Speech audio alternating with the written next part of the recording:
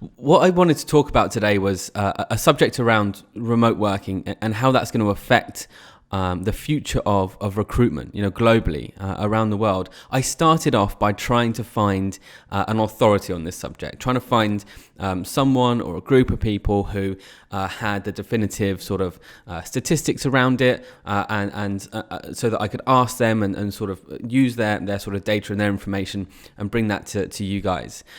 There isn't one. From what I can find, there is no authority on this subject right now. I'm certainly not one. But what I've done is got together as much research as I can to hopefully show what the potential outcomes, pros and cons are going to be. So there's a lot of stats in here that I'll be reading from, but let's just jump straight into it. So let's go back to the beginning, when COVID first started and when the lockdown started.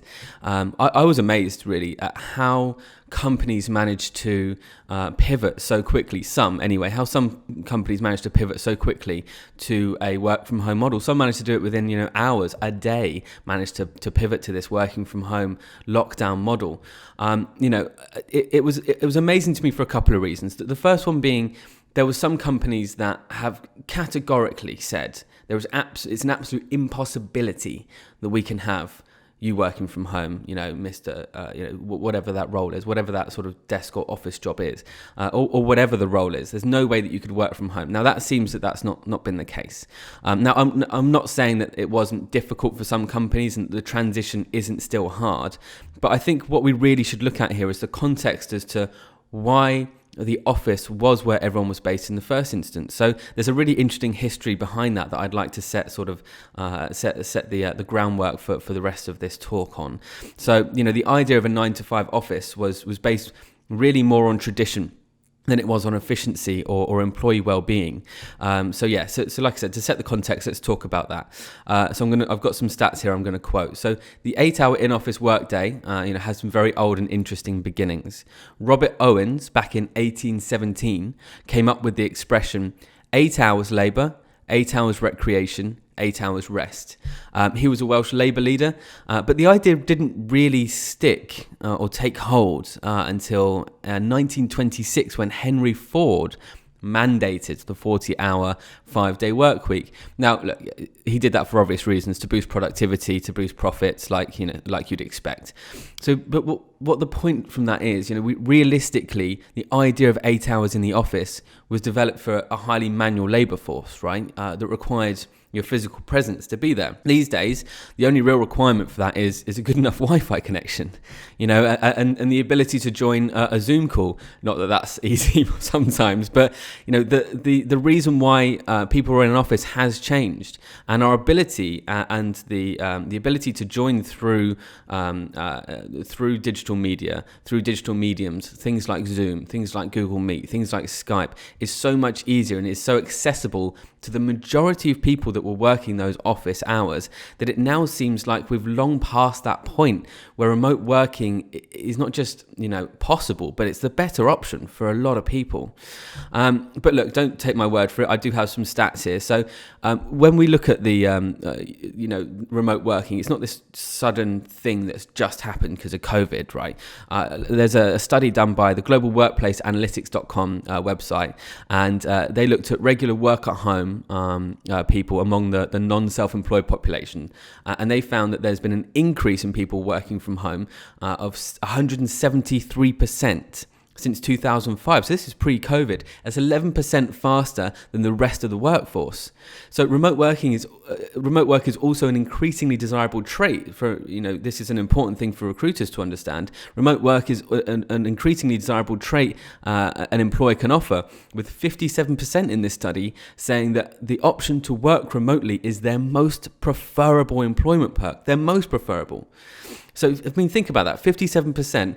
And this study, again, was done pre-COVID. So these are the kinds of stats that we really need to be considering when we start looking at how recruitment trends will be changed by remote working. So there was another study by Gartner published this month that said that 74% of CFOs said they will be moving more workers to permanent remote working. And some research, this was very late to the game in this talk, Slack also just announced they're going fully remote. if the role permits. So if you have a role at Slack that means that you could successfully do your role from home, then they will offer, you can come to the office if you want to, but there's no need to, there's no obligation for you to do that. So I didn't want to spend too long on sort of the context side of things. So there's obviously a lot more data out there, and I'm limited by time today. But just to recap what we know, the current in-office 9 to 5 was based on a century-old system designed for factory workers and manual labour jobs. We know that. Remote working, whether for better or worse, has been proven to be possible across most office-related positions in the world over the last few months. We know that.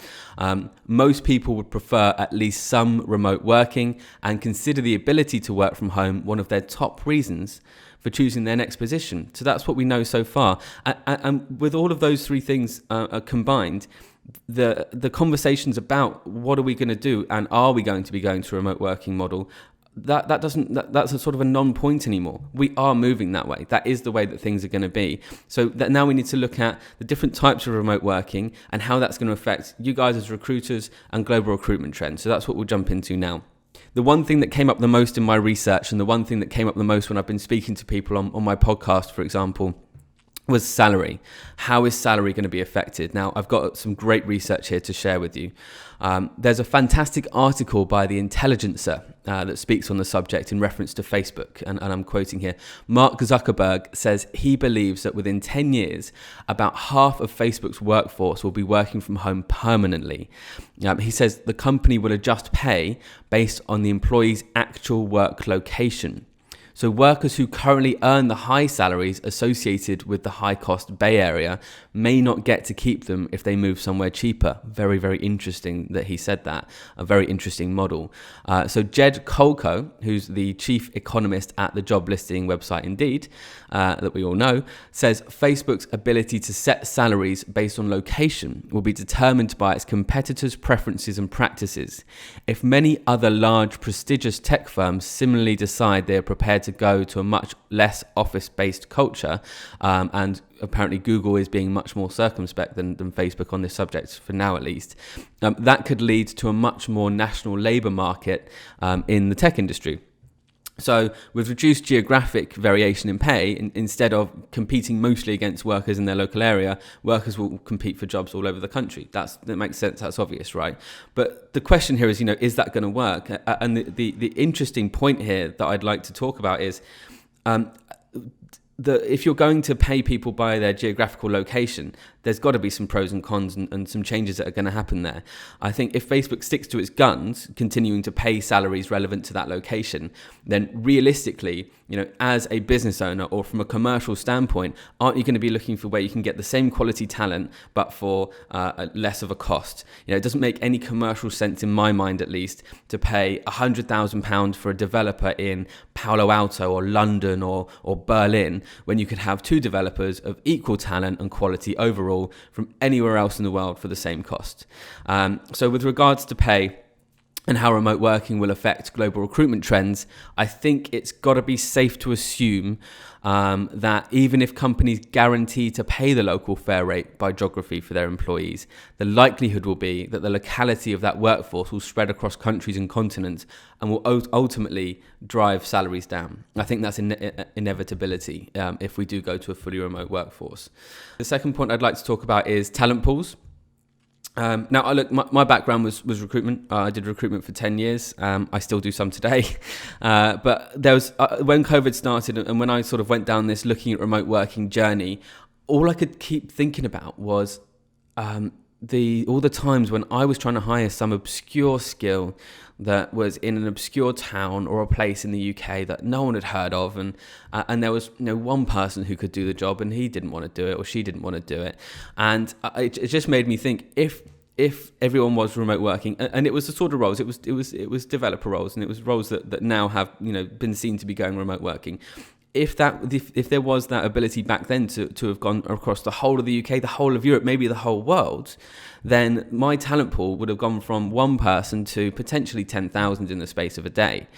And so I think that's, obviously let me preface this by saying there'll be certain roles that will have challenges with remote working.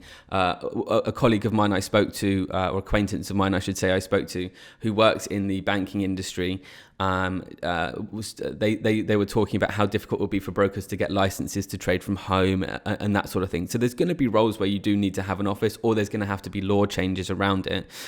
So don't get me wrong, I understand that is the case, but for the vast majority of office workers who now can do their roles from home, there's a few different things to discuss in terms of talent pools. So we could discuss the differences across multiple time zones, and there's certainly pros and cons and challenges there.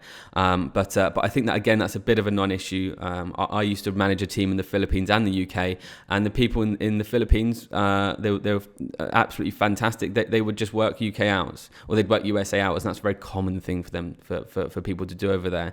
So I don't think time zones are going to be a massive issue, so I don't want to spend too much time talking about that. But let's just talk about the UK to make it simple. So if we talk about the UK, with a fully remote workforce, your talent pool would then become completely unrestricted. It means a different type of talent war, essentially. So where location was restricted to a certain pool, that's going to open up, which is going to be fantastic for diversity. It's going to be fantastic for socially challenged areas. To break it down into the pros and cons, the pros would be there'll be much more diverse talent pool in the pros. Your employees will have a better work-life balance, hopefully, anyway, which should mean increased productivity, a happier team, happier stakeholders, all that good stuff. Unfortunately, there's pros and cons to everything. So the cons are going to be there's going to be a ton more competition for employees.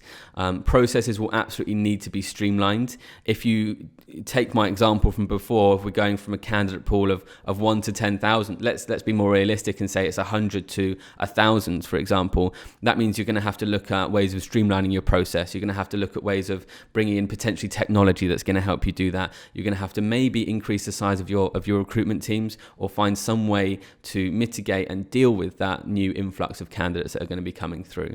And I won't get into those details now, but that's going to be one of the consequences of us going into remote working. So one of the other things I wanted to talk about was the type of people that you're going to be hiring. So far we've looked at salary. Salary is going to be affected. We've looked at the talent pools and how they're going to be effective. The other thing is who you're going to hire. Now, I have a great quote here from a senior director in the finance industry, again, someone that I've spoken to recently, and they said this. They said, communication is key here. An employee that can effectively communicate digitally will be much more desirable. And they said, I don't mean, can they get Zoom to work? They said, I mean their ability to structure their day and communicate through digital platforms will make them stand out. Some people thrive in social situations and may not be as good at communicating ideas or being influential or those sort of things. So similar traits over a digital medium as they are in person. And the point was raised during this conversation by someone else that then that gives those people who are better in social situations a disadvantage. I don't agree with that. I think that effective digital communication is going to be a necessary skill that you need to develop. Like people had to develop email skills when emailing was popularized. To be more relevant to today, writing the right sort of LinkedIn post or content for your company, or as an employee to try and find your next position. I think the ability to effectively communicate digitally is now going to be something that recruiters are going to have to be testing for and going to have to be looking for. So as a recruiter, it's going to have to be one of those new skills where you're going to have to not just tell someone how to dress when they're going and make sure they dress smart when they go to the interview, but also how to effectively communicate over digital platforms like Zoom. Talk about lighting, talk about camera angles, those sort of things. It's all going to be new and changed within the recruitment world. So I am doing a roundtable after this, and there's a ton more information I'd like to share with people, but I am limited by time. So let me just get to the conclusions of what I've discussed so far, and then if anyone wants to hop on afterwards, then we can discuss this at more length. So in conclusion, how will remote working affect global recruitment trends? It's going to affect salary.